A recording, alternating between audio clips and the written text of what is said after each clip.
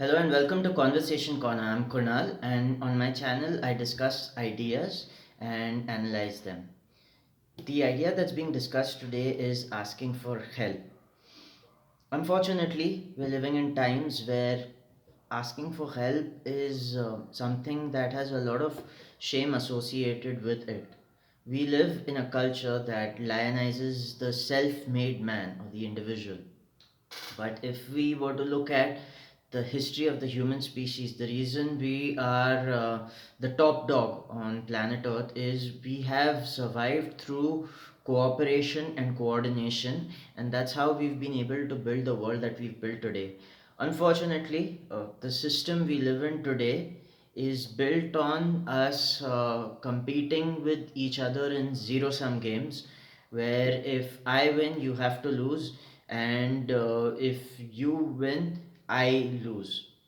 It's a system that preaches that competition is amazing. Now, competition might be amazing for the consumer, but for the sellers in the marketplace who bring their products and services to the marketplace, competition is not necessarily good, right?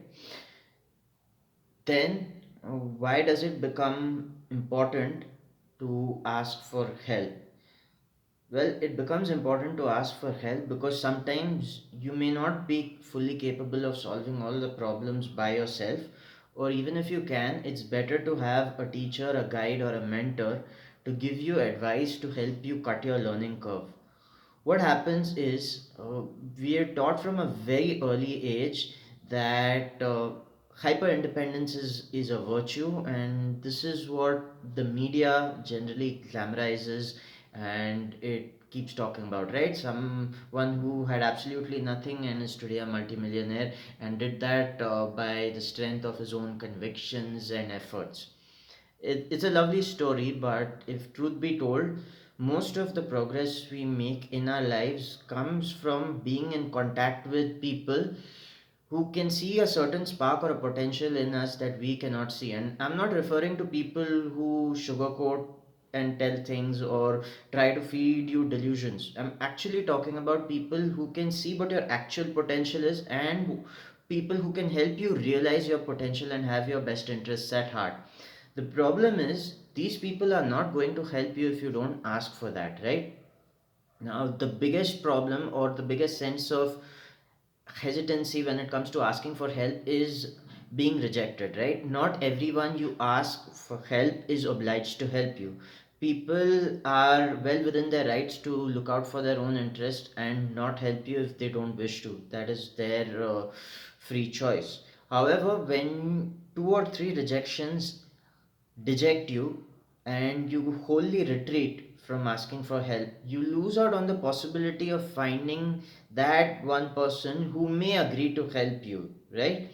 And when you discard the possibility of trying to find this one person who may have the solution to your problems, you have to run a lot of experiments. You have to live with a lot of pain, suffering, and trial and error in order to get the solutions to the problems you're facing. That is why it becomes very imperative to ask for help, because if you're not trained in how to ask for help, there's a certain art to it, which is why it can't be prescribed in a textbook manner.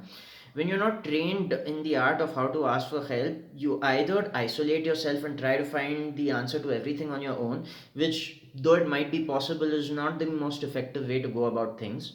And you swing to the other extreme where you have a begging bowl in your hand and you're trying to come off, or not trying to come off, you do come off as very desperate, right? So you're swinging always between a sense of hyper independence and being absolutely helpless with a begging bowl in your hand.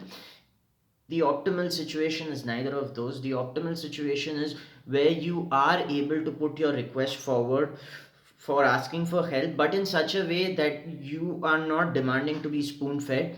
You just want the bare minimum. You want a certain level of guidance which the other person can give you without having to part with much of his own. You don't want to pick someone's brain and analyze it and extract everything you can. You just want a certain sense of guidance from this person so that when he or she guides you on the right path to solving your problems, you'll be able to face the situations that come in your life with ease. rather than with ignorance. Instead of having to grapple in the dark and find your way out of a situation, now you're given a light to see the path clearly. This is what a guide or a teacher or a mentor can do for you if you know how to ask for help. Unfortunately, we are growing up in a culture where asking for help is seen as a sign of incompetence or weakness, and this is doing a lot of damage to a lot of us. So in order to curb this tide, we can bring in change by approaching people who have learned far more than us and are far more knowledgeable than us, and we can take their advice and implement it in our life. I understand it's not easy to know what the right way is to learn to ask for help. So in our first few attempts of doing so, we may come across as quite demanding or quite desperate. And the idea is to stay away from either of these extremes and learn to approach people the right way to ask them for their help.